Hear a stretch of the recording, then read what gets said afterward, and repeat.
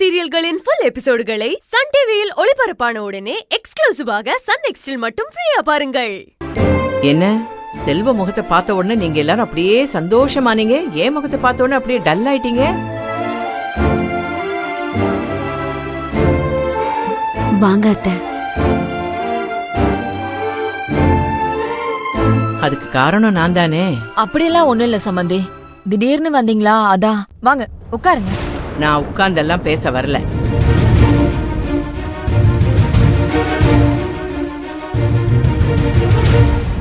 என் மருமக மகாவை எங்க வீட்டுக்கு கூட்டிட்டு போறதுக்கு வந்திருக்கேன்.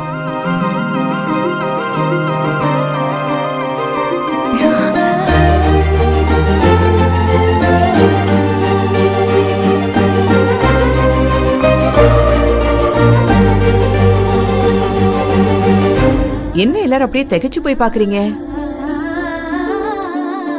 நாங்க யாருமே இதை எதிர்பார்க்கல சம்பந்தி. ஆமா, திடீர்னு எடுத்த முடிவுதான். பொண்ணு பார்க்க வந்ததுல இருந்து இன்னைய வரைக்கும் நடந்தது எல்லாத்தையும் நான் நிதானமா யோசிச்சு பார்த்தேன். மகா என்ன தப்பு பண்ணா? அவளை ஏன் எனக்கு பிடிக்காம போச்சு?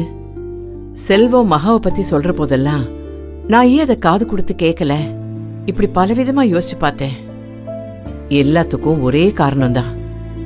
மருமகளா வரப்போறவ வசதியானவளா இருக்கணும், அவ லட்ச லட்சமா கொண்டு வரணுங்கிற என்னோட பேராசைதான்.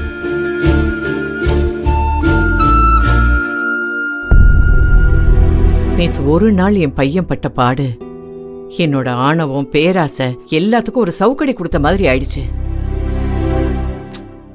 என்னையும் வெண்ணிலாவையும் தவிர வீட்டுல இருக்கிற எல்லாருக்கும் மகான்னா உசுரு. அப்படின்னா எல்லார் மேலயும் அவ உசுரா இருக்கான்னு தானே அர்த்தம். மகனை பிரிஞ்சிருக்கிற வேதனையில எனக்கு காய்ச்சல் வந்து நான் செல்வம் செல்வம்னு பித்து பிடிச்ச மாதிரி புலம்பிக்கிட்டே இருந்தேன்னு வீட்டுல எல்லாரும் சொன்னாங்க. அத கேள்விப்பட்டதும் செல்வத்தை கொண்டு வந்து என்கிட்ட ஒப்படைச்சிட்டு, நீங்க என்னை ஏத்துக்கிற வரைக்கும் நான் உங்க பிள்ளைய பிரிஞ்சுதான் இருப்பேன்னு சொல்லிட்டு போனாலே. இந்த மனசு வேற யாருக்குமா வரும்? இந்த காலத்துல எந்த பொண்ணு அப்படி செய்வா? மகா எவ்வளவு நல்ல பொண்ணா இருந்தா அவ புருஷனையே கொண்டு வந்து என்கிட்ட விட்டுட்டு போயிருப்பா. நிஜமாவே இவ எங்க வீட்டுக்கு வந்த மகாலட்சுமிங்க.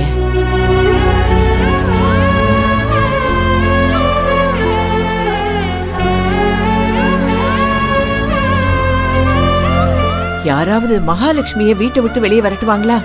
நான் அதை செஞ்சிருக்கேன். சொத்து சுகம் நகை பணம்னு எதுவுமே வேண்டாங்க, என் பிள்ளைங்க நல்லா இருந்தா போதும்னு சட்டுன்னு ஒரு முடிவு எடுத்துட்டேன். காலையில இந்த முடிவை நான் வீட்டுல சொன்னப்போ செல்வம் இவரு யாருமே நம்பலங்க.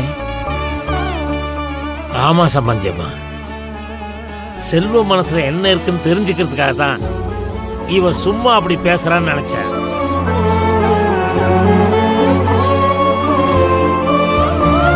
நெசமாவே கௌரி மனசார கூப்பிடான்னு தெரிஞ்சதும் எனக்கு ரொம்ப சந்தோஷமாயிடுச்சுமா.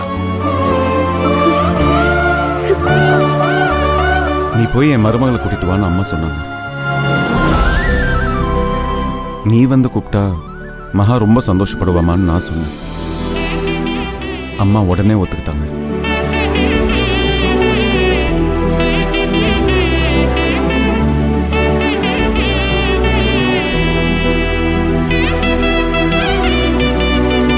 உங்களுக்கு ரொம்ப நல்ல மனசுன்னு எனக்கு தெரியும் அத்தை. நீங்க வருவீங்கன்னு எனக்கு நம்பிக்கை இருந்துச்சு.